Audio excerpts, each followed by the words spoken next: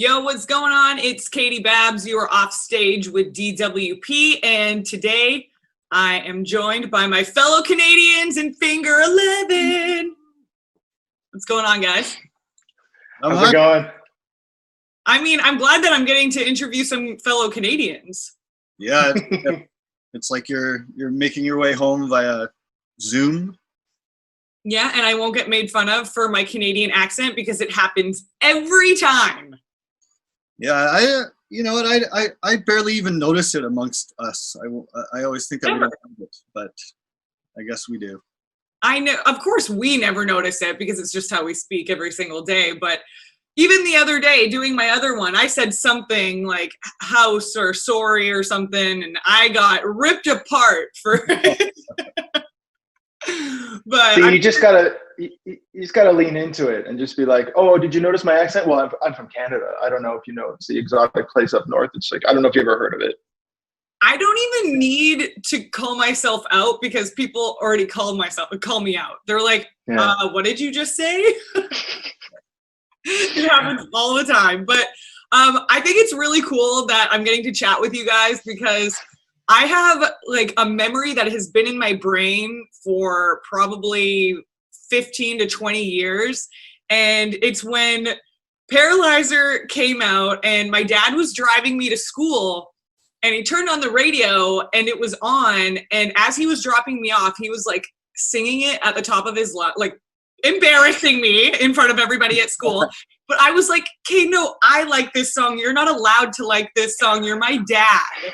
Nice. And so now I just picture it as like, yeah, that's me and my dad's like rock and roll song. And I'll always think about that. But Paralyzer also just broke 100 million streams on Spotify.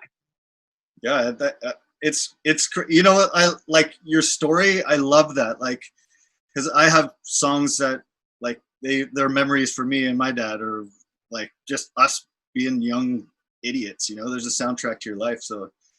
You make something with your buddies and then all of a sudden it's the soundtrack for someone else's life. It's maybe too heavy to contemplate, but I don't know. I think it's also, oh, sorry, Jay. I think it's also cool that we think when we were making that song, we listened to it about 100 million times as well. So like altogether, I don't know if that counts. I don't know if that counts as far as like they're just the numbers go, but yeah, it's got real staying power. Yeah, and the music video is always one of those ones that I'll remember because Canada played it on Much Music like non-stop. Yeah. Like on the rooftop, acting all badass. It was like it will just stick in my mind forever. Oh, that video was like, that'll be in my mind too. Like we were on a real Hollywood lot filming that thing, and like it felt like so expensive and so like high end. Yeah, it was really fascinating to watch that. Really cool to see you guys in that element. Headspace. But 100 million streams, I mean, that's a lot. That is a lot of freaking streams. So congratulations on that. But you're also working on a new record, the first one since 2015. Yeah. So tell us a little bit about that.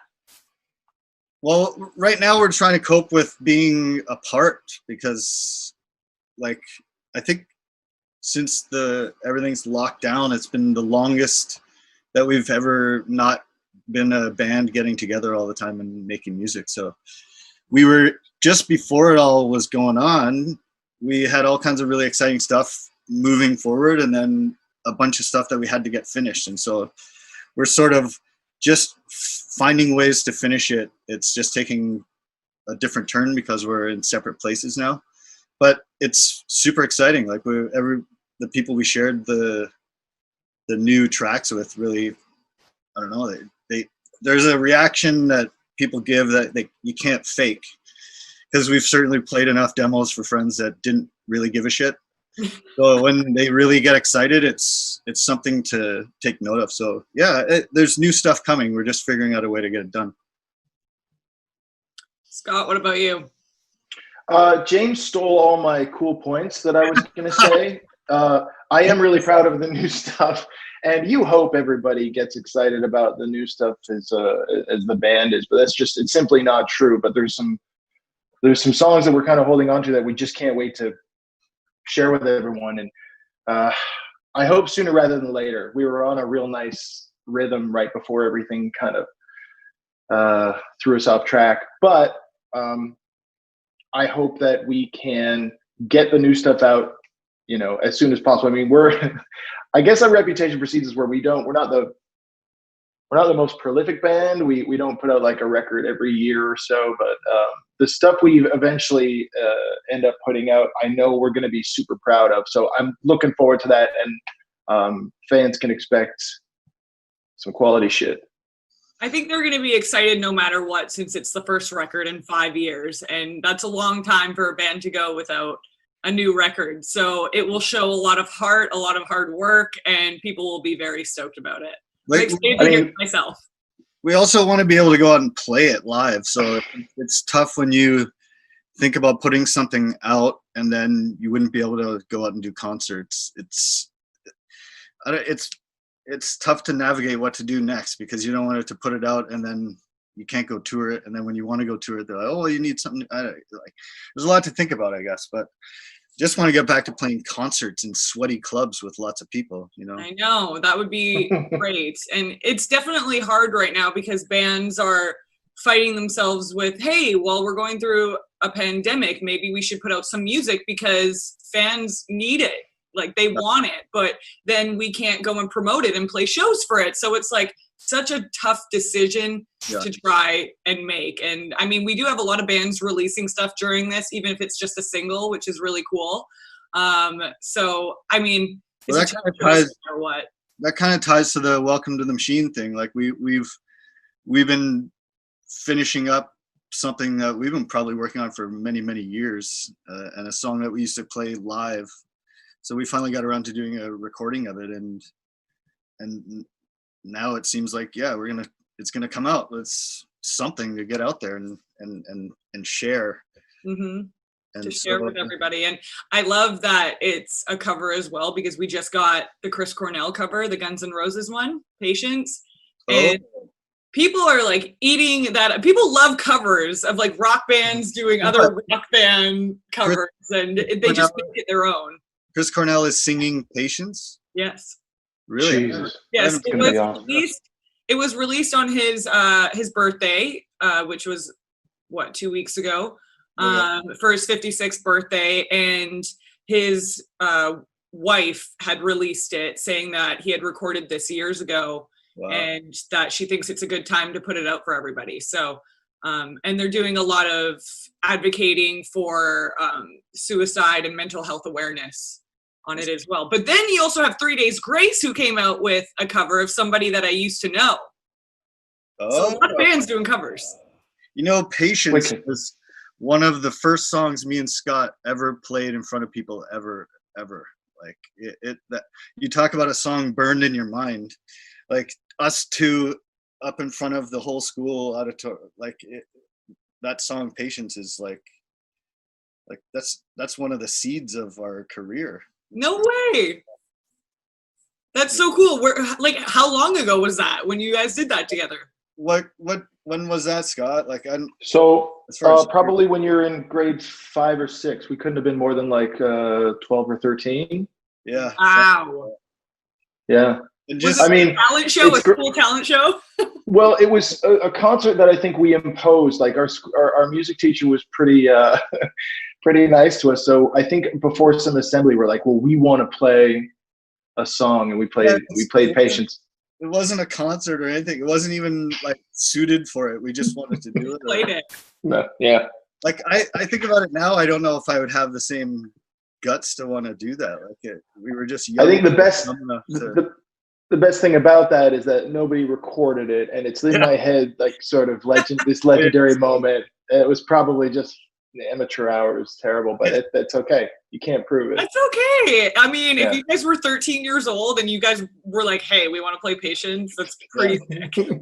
I mean, we break it out in acoustic shows nowadays. It's so much fun, and I can barely hang on. You shouldn't sing that song unless you know what you're doing. But I just, I just try to like sing it from the heart, and then just whatever comes out that's going to have to be okay with everyone, you know. But it's so much fun. Definitely. Thinking of that, like the end of Patience, Chris Cornell did. I gotta check. I need to check. That's gonna be yes. awesome. You have to go and listen to it. It's absolutely amazing. And his daughter definitely takes after him. She did a Lollapalooza stream and did a cover of Black, and it was amazing. She takes after him. I think she's 16 years old, but she's definitely worth checking out as well. But how long have you guys been a band for? What year did Finger 11 become the thing? Oh, I don't know what year. What? 90, Like, well, the first Finger 11 record came out in '97, I think. Yeah. But then you've got Rainbow Butt Monkeys, which came out in '94. But we were a band years before that, even. 92. So we could say like 30 years. Yeah. Before 30 years. Before they were able to record all those terrible performances we did. So. Yes. But it's crazy to think, because time flies, because Paralyzer came out 13 years ago. Yeah, it's funny. Our recent career still is somehow a long time ago. Yeah, and honestly, when I think about them versus you versus me, I'm like, no, that came out like 8 years ago. Yeah, not the case. Even our last record, like I can't believe it has been years since that came out. Like Five Crooked Lines, I feel like I guess my son is 6. Where is the time going? You're like, I don't know. Not very rock and roll. And then next year we're going to be like, where did 2020 go? Because we were just at home the entire time. We're on course to completely miss the whole year. Like it's unbelievable. Like, yeah, and I can't wait for it to be over, honestly, just so we can get back into the swing of things. But you also are about to celebrate 20th anniversary of Grayest of Blue Skies. That's right. 20 years. Yeah. It's pretty wild. All that kind of thing is very crazy, because you can, like, I can still remember the feelings when we were making the music back then and playing those shows, and like it's funny. It's a bit of a time machine when you think back to the nostalgia of it and stuff like that. But so the fact that that's 20 years ago, and some of the feelings are still like really clear. It's I don't know. It's magical. That's pretty cool, though, that it still resonates with you, and Yeah, that you still relate to it, and it just goes to show that it's pretty timeless. It was like it was a important. I mean, our whole career has been an important time in our career, but it has its own little. It was its own little chapter that was important for its own reasons. I don't know. It was a really neat time, and there was a lot of like. I don't know, we were playing with some of our favorite bands, and it was just like, you felt like, oh my gosh, we actually might get to be part of this thing that we love. Yeah. Yeah, it was cool. You can never tell the future, and then you look back and you're like, holy crap. Yeah. I mean, the tours that we did with that record, when I look back and think of the people that we met and interacted with and that are sort of our musical superheroes, like, it's surreal. It's crazy. If 20 years before that I said like, hey man, you're going to be hanging out with some of your favorite artists and like you'll be playing shows with them, like, no, you would never believe it. No. So then when it's happening, we're just busy trying to be ourselves, and we're just like, you're busy being yourself, and then 20 years later you look back and go, oh my god, that was awesome, we were doing that. Like it's awesome to be able to look back, but you also realize when it's happening, it doesn't feel the same as when you can be away from it and look back or something. I don't know. Definitely. How do you feel about it, Scott? Do you have like a certain memory that resonates for the 20th anniversary of the record? Well, I think the second record had its difficulties, like in a real stereotypical way. It was bittersweet because we were having so much fun in the studio, but we were also locked into the studio and we weren't getting out until the record was finished, and it was months and months. We were bunked up, right? So we would work on music and we would make progress, but it was kind of it was more difficult than you want making music to be. But we would do that all day and then hang out all night, right? So there were some tough days, trying to figure out how to finish this or like what comes next. And I think you can hear it in some of the music. There is like there's tension and there's definitely a mood, but we're also, I mean, it's 100% bittersweet, where it's like, well, this is we have achieved our dream. This is great.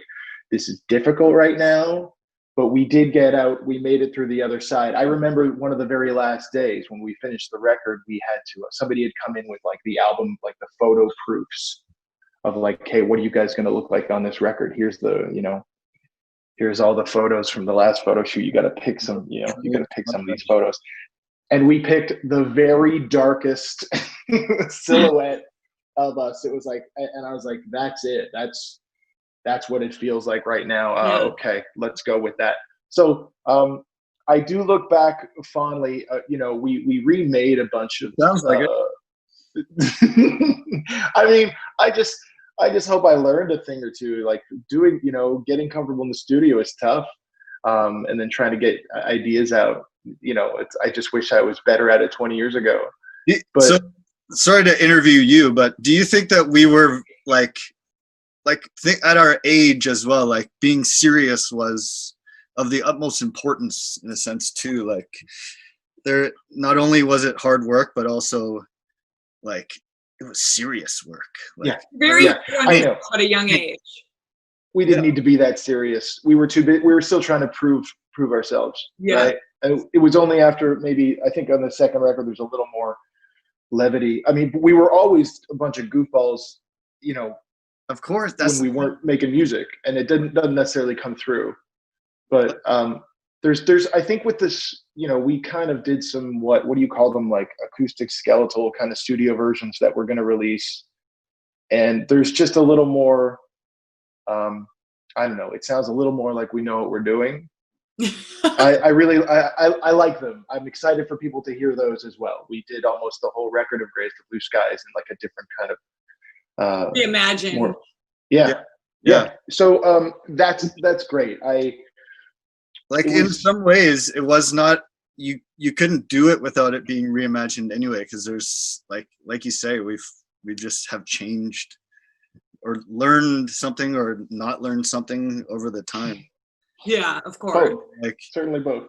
But even those songs, like I can remember making them and I can remember playing them, but like in relearning them to do these acoustic things and just kind of listening to them like a listener, it was like, oh, I gotta learn this song, and they struck me differently. Like I've never been a spectator to that record till recently because we were a part of it. Yeah. So some of those songs, they make so much sense now. Like I used to think about how hard the guitar part was. And now just strumming it, it's like, oh, this is a dumb 3-chord song. What am I worried about for 20 years? I don't know. It's so cool to have that kind of, I guess because it's an anniversary, to draw the attention to it and go through the practice of it that we maybe normally wouldn't.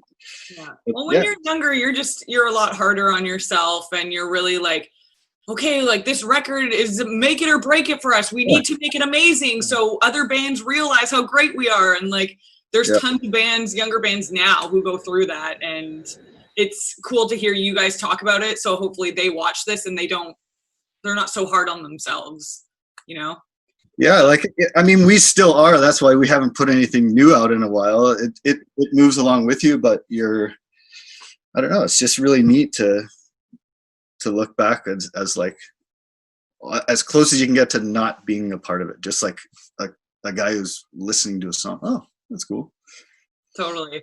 Okay, if you're just tuning in, you are off stage with DWP. My name's Caity Babs, and I'm with James and Scott of Finger 11, my fellow Canadians. So stoked. They're in Ontario right now. I'm in Los Angeles, but It's nice to be talking to somebody who, or both of you, who have Canadian accents, so I won't get made fun of. It happens way too much. Happy to help. Okay, you guys also are trying to plan a North American run for 2021. Obviously, things are up in the air. You never know when you can book because things are backed up, but tell me a little bit about that. Well, I guess that's really the issue, right? It's like we want to be able to play concerts, but we have to wait until it's allowed to be. So I think there was plans about doing some smaller acoustic things as soon as, you know, everyone gets a little more relaxed. And there's actually like a drive-in concert here in Toronto that I was inquiring. I don't know how you get on that thing, but I don't know. It's hard to say. Just like we know we want to go and play concerts. Like I certainly, I don't need any more hours in my basement to know that I love playing concerts. That's for sure. True words of a wise musician. Yeah. So yeah, we'll see what happens, I guess. And I'm curious too that like the concerts that were supposed to happen are all moved along the line. Yeah, they are. It's like a waiting list now. It's like, okay, the people who were booked in and got canceled or rescheduled, they're the ones who get to go first. So it's like you're just in a line. Yeah. It seems like that would take a long time for it to catch up to, like, imagine we had to watch all of last year's TV first before we got to this year's TV. Like, I don't know how it's going to work. Do people still want to see the same concerts that they did last year? I don't know. Yeah. All I know is as soon as we get a chance, we're gonna. I'm champing at the bit. Is that what it is, Scott? Yep, you got it. Yeah, I'm ready. I'm ready for the festivals to come back. That's for sure. Yeah. Like I was ready to go when all of this started. Like May was all the TWP festivals. I was like, holy shit, this is gonna be awesome. I'm gonna go to all these cities, watch all these bands, freaking Metallica. And back in the day, you guys played Rock on the Range a couple times. Yeah. And not sure if you remember it, but if you do you have any good times to talk about? Well, like, I see. I don't want to be quoted on this because I might be wrong, but I think I believe it was 2011. I want to say. But I think we played one time when STP had parted ways and then got back together, and so we were at like the very first Scott Weiland and the rest of the guys back together show. It was awesome though because it was like it didn't have time to go wrong yet, so it was just it was spot on, and Scott Weiland was just like, he just had such good moves. Okay, but hey, we're gonna get into something pretty fun for everybody watching. We are doing some world premieres right now because you guys, for the first time, new acoustic version of Paralyzer, which again just hit over 100 million streams, and then you gave us a Pink Floyd cover of Welcome to the Machine. Okay, well, first of all, I actually have a question about the Pink Floyd cover. Did you know that you wanted to do a cover of this particular song and Pink Floyd, or did you have kind of a list of ones that you were thinking about? Well, this song, originally we started doing it live, like probably around maybe it might have been like 20 years ago, in a song called Glimpse, I think. Was it Glimpse or was it For the Ocean? And we would take the middle break and just go into Welcome to the Machine and play like a little bit, and then I think we ended up playing eventually the whole thing, and then went back to our song, and then eventually it just ended up in our roster. Then for a while we opened the show with that before there was any lights, just slow build with the, like, you can't beat Pink Floyd really.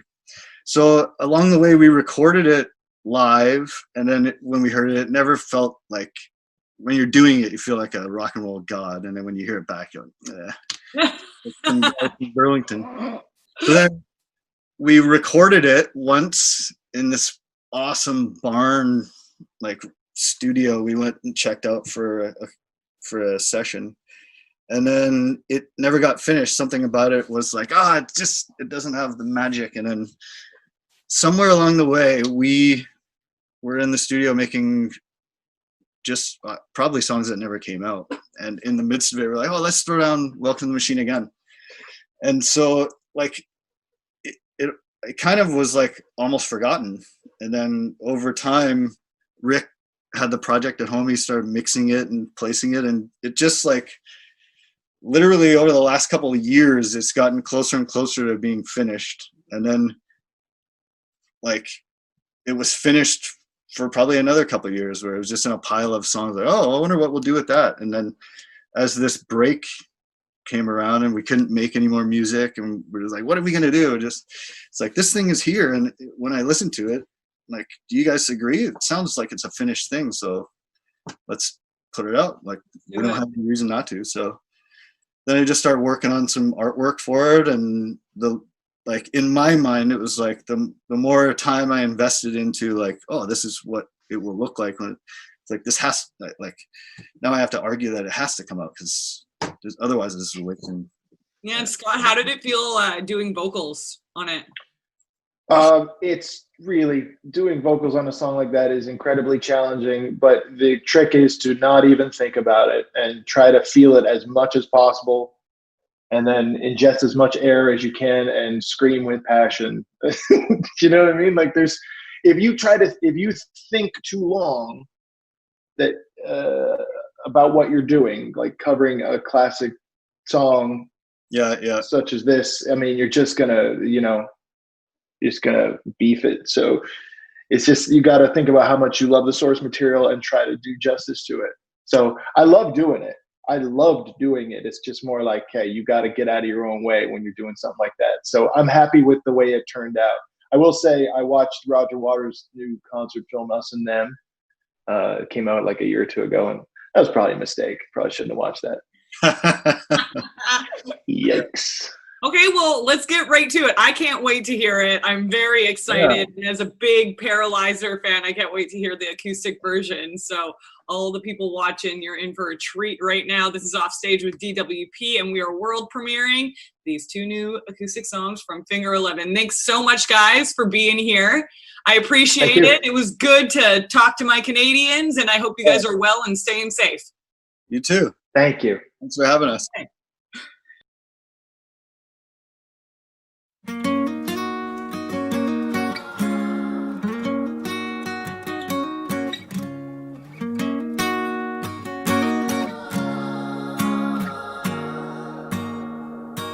Just as I thought it was going alright, found out I'm wrong when I thought I was right.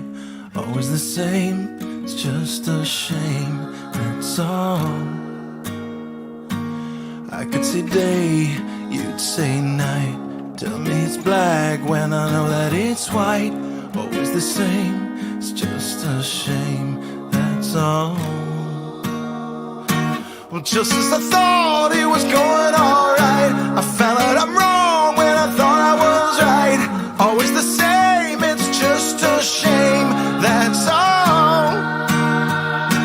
I could say day, you'd say night. Tell me it's black when I know that it's white. Always the same, it's just a shame, that's all.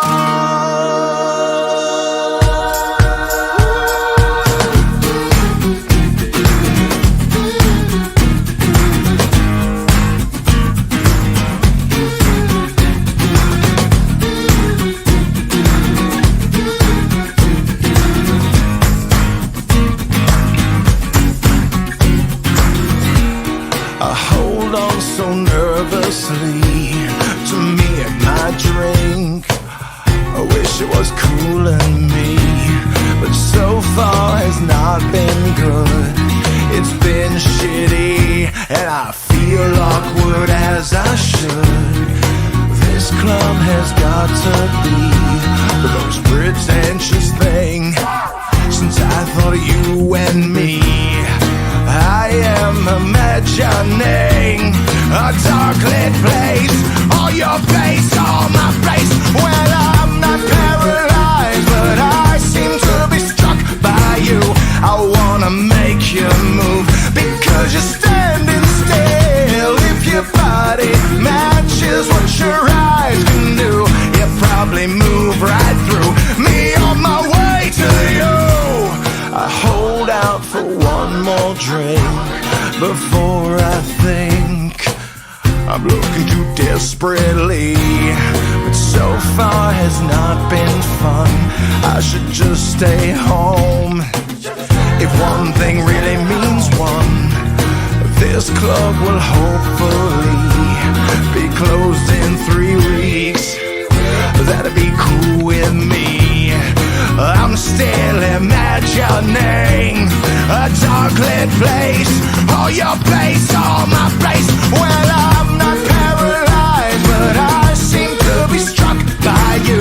I wanna make you move, because you're standing still. If your body matches what your eyes can do, you probably move right through me on my way to you.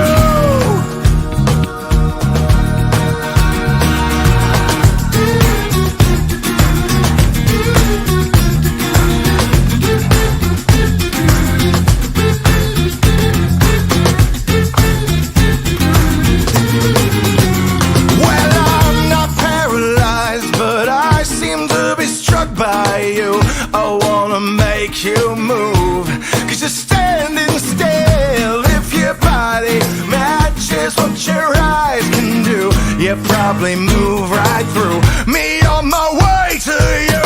Not paralyzed, but I seem to be struck by you. I wanna make you move, 'cause you're standing still. If your body matches what your eyes can do, you probably move right through me on my way to you.